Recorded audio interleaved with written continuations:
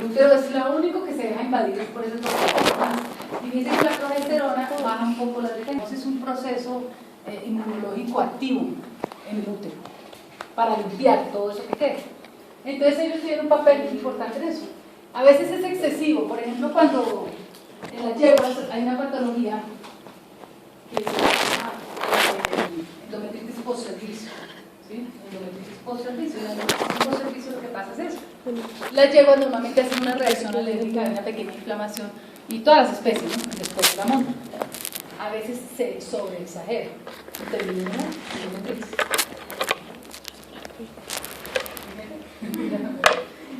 No tiene factores relacionados con la capacitación, ya les dije. El pene, entonces diremos el pene porque ya lo vamos. Todos ustedes lo conocen. Tiene una raíz, creo, no. Recuerden que dependiendo cómo sea la erección, ¿no es cierto? El pene va a cambiar. Fíjense que en el toro, pregunta acá, es pregunta parcial. En el toro, ¿no es cierto? ¿Cómo es el pene? Es hidroelástico, ¿sí? Dice que él no expande tanto, sí tiene un cuerpo esponjoso y un cavernoso, pero no son tan grandes como las otras especies, ¿no es cierto?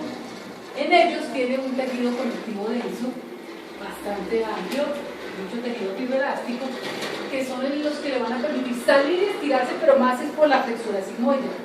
La flexura sacral que lo mantiene retraído.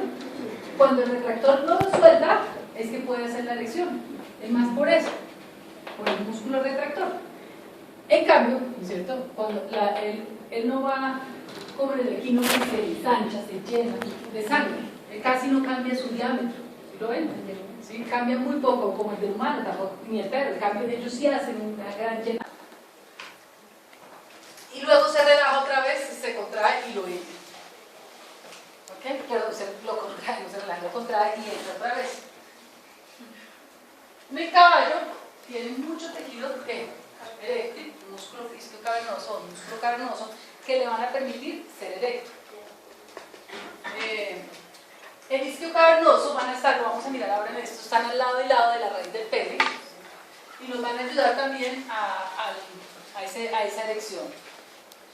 El uretral va a estar rodeando la uretra y nos ayuda a hacer estas contracciones, ¿sí? Cuando está eyaculando, ustedes van a sentir, cuando tomamos el semen del caballo, sobre todo en él, se ve cómo se contrae la uretra al momento de la eyaculación. Es más, en el toro, en la parte posterior, y en el caballo, cuando viene la uretra dando la vuelta, se pueden ver las contracciones de la uretra, ¿sí? En el momento de la eyaculación. El bulbo esponjoso ya lo vamos a ver ahorita en el corte más fácil. Entonces, el pene comparado con las especies, ¿no es cierto? Como les dije, en el cerdo tiene eso que lo llaman de sacacorcho, ¿se acuerdan? Así se llama, especie de sacacorcho. Y el útero, ¿se acuerdan cómo era el de la cerda, ¿no es cierto? Tiene para que pueda penetrar. En el toro, el típico del cordero, el ovejo, tiene esta, ¿cómo se llama? ¿Cómo se llama? Que se me fue el nombre. Esta regla,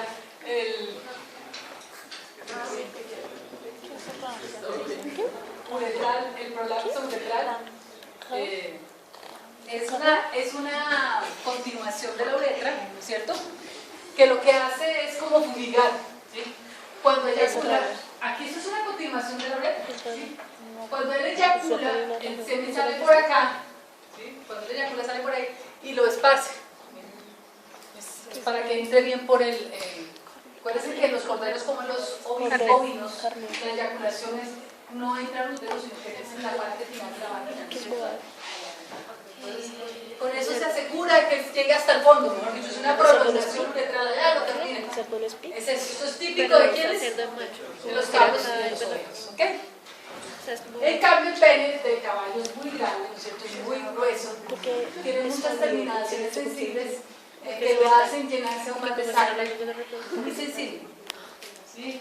El del equino, el del bovino, perdón, él se excita más por verla, olerla, por su órgano bovino-nasal, ¿no es cierto? El caballo necesita aún más estímulo, tocar, sentir, ¿sí? cuando damos que en la vagina, el toro, por ejemplo, necesita sobre todo, más que sensibilidad, es compresión. Que la vagina, cuando se toma el semen, la vagina artificial, le esté dando presión y temperatura. El caballo le gusta sentir también temperatura, pero como él lo tiene tan grueso, también le gusta sentir la sensibilidad de toda la vagina artificial. ¿Okay? El del canino, bueno, ese tiene una laceración, siempre hay que buscar el pene, mirar lo que vamos a hacer cuando vamos del canino. Siempre está protegido también dentro de su prepucio, todos ellos tienen su prepucio para protegerlo, ¿no es cierto? Los testículos, estamos viéndolos allí. Tenemos aquí la uretra, ¿no es cierto? Estaría aquí rodeada por el cuerpo esponjoso y el cavernoso que estaría aquí. Tenemos otro corte, aquí está. ¿Cómo se llamaría esto? El esponjoso, el cavernoso. Estas serían las venas y estas son las arterias. ¿Okay? Aquí está la uretra, por ahí va a salir el semen. Y estos serían los retractores del pene, las bandas en el bovino. Este es un rumiante. Si miremos esta mejor, mucho mejor esta. El equino, miren la gran diferencia. El de allá es una erección ¿qué? De allá es el del bovino. Acuérdense que tiene más tejido conectivo. ¿Sí? Tiene mucho más tejido conectivo, muy poco tejido cavernoso. ¿Sí? Más es fibroelástico, puro fibroelástico.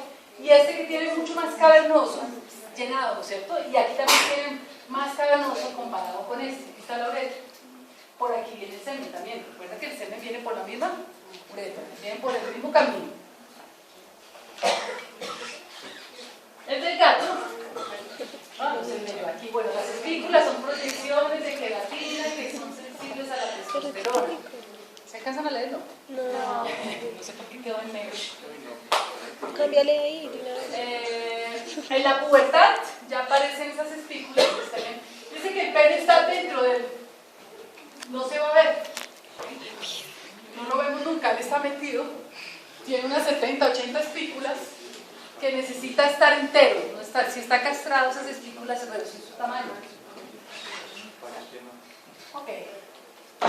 Bueno, el cerdo tiene varias fracciones, lo mismo que el caballo, porque produce el fraccionado, tiene una preespermática, ¿sí? Queda clara. Esa fracción es como puro líquido seminal, líquido prostático, ¿no es cierto? Va limpiando, luego viene una rica en espermatozoides y luego viene la rica en gel. Entonces, ¿cómo es? Preespermática, espermática y rica en gel. Es típico el eyaculado del cerdo. ¿Ok? Como en el equino. ¿Qué tiene? Pre, que son esas goticas, ese primer goteo que hace para limpiar. Luego eyacula y luego finalmente el gel. ¿El gel de dónde viene? ¿Se acuerdan que se lo he dicho muchas veces? Claro, él lo que hace es que, miren, él entra dentro de la vagina, luego entra dentro del cervix. ¿Se acuerdan que el pene del cerdo y del caballo logran entrar en el cervix? ¿Sí? Logran entrar en el cervix. Ahí después de que entran en el cervix, ellos bombean hacia el útero directamente. Casi todo el semen entra al útero y a gran parte del cervix. Y luego finaliza ¿con qué? Con el gel. ¿El gel dónde va a quedar ahí? Entonces él saca y el gel para que no se devuelva. ¿Okay? La concentración es más baja en el equino y en el porcino. Se asegura. El volumen es muy alto. ¿Sí? El volumen seminal del eyaculado de un cerdo puede ser 100 ml fácilmente. Mientras que en el bovino son 5 ml. Pero la concentración es altísima del rumiante. ¿Sí? Entonces el rumiante se asegura es que con muchos espermatozoides. Y él no lo coloca en el útero ni en el cervix, lo coloca por fuera, en la vagina, al final. Pero él se asegura de que sean muchos los que lleguen. ¿Ok? El cerdo y el caballo, entonces, ¿cómo lo hacen? En el cervix, lo depositan en el cervix y le ponen un tapón de gel.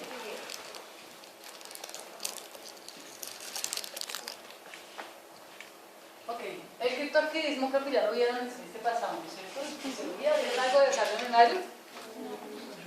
Bueno, no hay un descenso testicular y es grave, los dos son son graves, bilateral o unilateral. El hecho de que no es que tiene uno y se puede, no, es grave. ¿Sí? Hay que castrarlo, hay que buscar el otro testículo y castrarlo si ustedes lo quieren conservar, o hay que sacrificar el animal. No hay que permitir que se reproduzca. Es un problema hereditario, es congénito. ¿Sí? Es muy común en porcinos y equinos. Y el testículo que está adentro no puede producir. ¿Por qué? Por el problema de temperatura. Acuérdense que el testículo que está caliente no va a producir espermatozoides. ¿Pero qué puede producir? Claro, sigue produciendo hormonas porque él, de todas formas, la esteroidogénesis no se va a afectar. ¿Sí?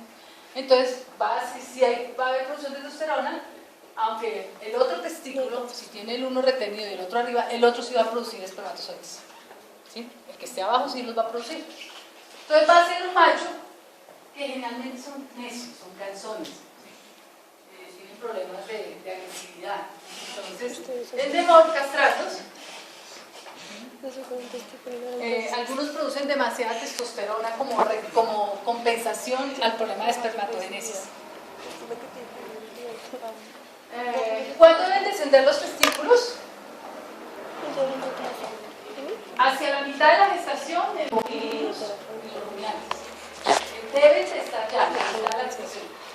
¿Dónde? En el escroto. ¿Okay? O sea que un ternero debe nacer con los testículos afuera. Es obligatorio. Es difícil a veces detectarlos, porque los testículos son muy chiquitos y el escroto es muy todavía, y los testículos son blanditos, entonces palparlos es muy fácil, pero ya deben de estar ahí. Lo mismo en los cerdos, hacia el final de la gestación aparecen. En el equino la idea es que nazcan con ellos. Él se demora un poco más en descender los testículos. ¿Okay? Lo mismo que los overos, que son los que hacen hacia la mitad de la gestación. A los perritos les damos, ¿se acuerdan que lo hablamos la clase pasada? Un poquito más de días porque son más anchos, lo mismo que en el caballo. Muy bien.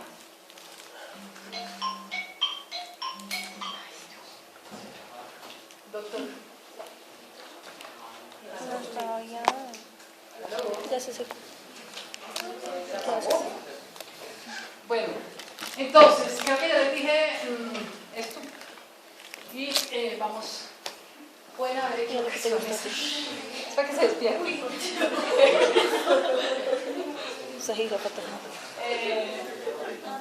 Vamos a tomarnos un descansito y nos vamos a ir.